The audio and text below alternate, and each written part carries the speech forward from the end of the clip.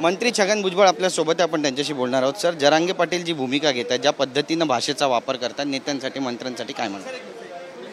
असं आहे, जो मनुष्य असंस्कृत आहे त्याचा अभ्यास नाही तो असंच बोलणार काय. आता सगळ्यांच्या लक्षात ही गोष्ट आली आहे, ही चांगली गोष्ट आहे. पण अजूनही ओबीसीतून आरक्षण द्या, सगळे सोयऱ्यांची अधिसूचना जारी करा, मुंबईत येणार असं म्हणतात. मुंबईत येऊ देत नाही तर दिल्लीत जाऊ देत, ओबीसीतून आरक्षण मिळणार नाही. पण बीडमध्ये जे काही घडलं होतं त्यानंतरच खरं तर तुम्ही मुद्दा उपस्थित केला होता, कारवाई व्हायला. त्याच्यावर कारवाई आता होईल ना. आता पोलीस जागृत झालेला आहे, आता होईल, बघूया. आता सरकारने लाडवलं अशी पण टीका होते सरकारवर. आता जे काय आहे ते सगळं चिठ्ठा बाहेर पडेल.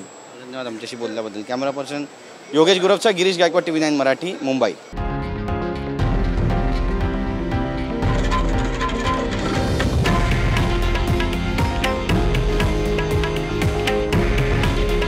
हे आहे देशातील नंबर 1 न्यूज नेटवर्क आणि आपण पाहत आहात TV9 मराठी.